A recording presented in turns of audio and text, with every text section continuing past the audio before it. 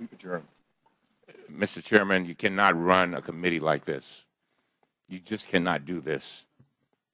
We're better than that as a country. We're better than that as a committee. I have asked for a few minutes to ask a procedural. And now you're turning me off. We have adjourned. I don't care. The fact is that I'm asking a question. I am a ranking member of the committee, and I want to ask a question. What are we hiding? What's the big deal? May I ask my question? May I state my statement? You're all free to leave. We've adjourned, but the gentleman may ask his question. Thank you very much. Mr. Chairman, I have one procedural question, and it goes to trying to help you get the information, by the way, that you just asked. What is your question? Let me say what I have to say. I've listened to you for the last 15 or 20 minutes. Let me say what I have to say. Sharon, I have one procedural question. Ms. Lerner, you're released. You may. But first, I would like to use my time to make some brief points. For the past year, the central Republican accusation in this investigation. We're adjourned. Close it down. Political collusion directed by on behalf of the White House. Before our committee received a single document. Thank you. We'll interview one witness. Chairman Islip went on national television and said that this was the targeting of the president's political enemies effectively and lies about it during the election year, end of quote. Mr. Cummings. He continued this theme on Sunday. If you will sit down and allow me to ask the question, I am a member of the Congress of the United States of America. I am tired of this. Well, we have members over here, each who represent 700,000 people. You cannot just have a one-sided investigation. There is absolutely something wrong with that, and it is absolutely un-American. Hear, hear. we had a hearing. It was adjourned. I gave you an opportunity to ask a question. You have no question. I do have a question. I gave you an opportunity to speak. Chairman, what are you hiding? He's taking the fifth, Elijah.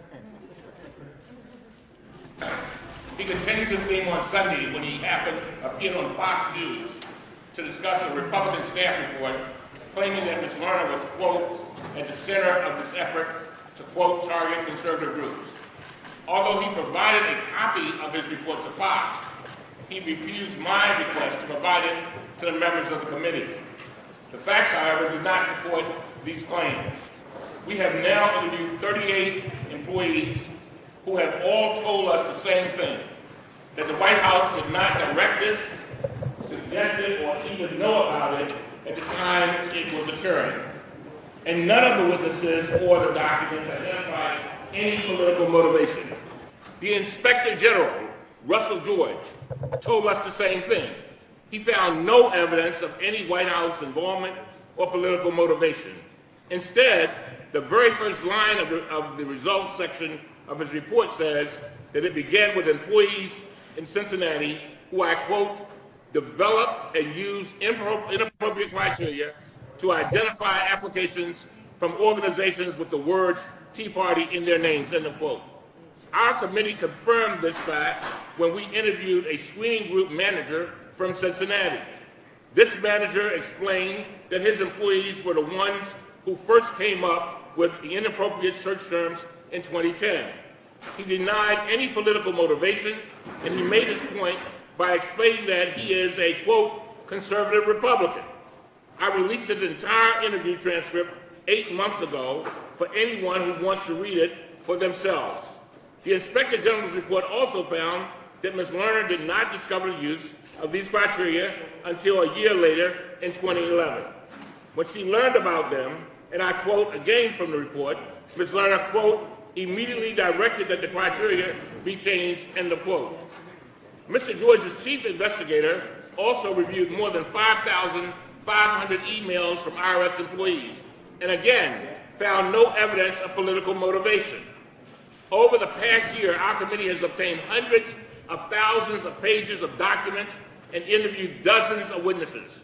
The IRS has spent more than $14 million responding to congressional investigations, but we have identified absolutely no evidence to support allegations of a political conspiracy against conservative groups.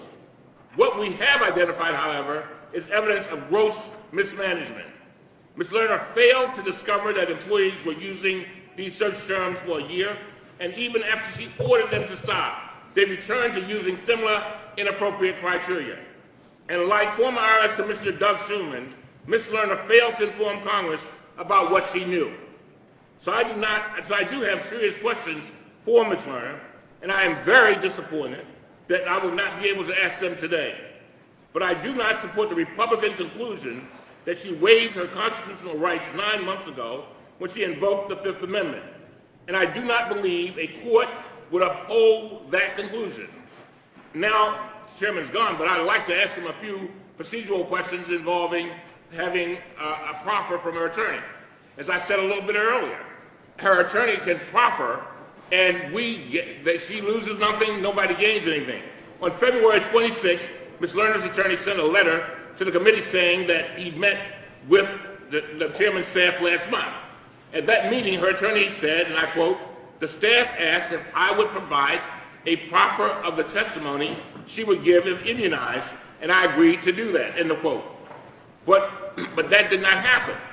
As I understand it, accepting the proffer does not grant immunity to the witness. It does not bind the committee in any way. Instead, it allows the committee to obtain information without requiring the witness to waive her Fifth Amendment rights. I was not invited to the meeting last month with Ms. Lerner's attorney, and I have not been included in any negotiations. But it seems to me that the committee loses nothing by accepting this proffer, and in fact, we may gain important information. As a matter of fact, the very questions that the chairman just asked Ms. Lerner, where she asserted her Fifth Amendment rights, those are the kinds of questions that can be answered in a proffer. So I wanted to ask the chairman whether the committee can schedule a time, preferably this week, for all committee members to hear the proffer from Ms. Lerner's attorney. And with that, I yield back.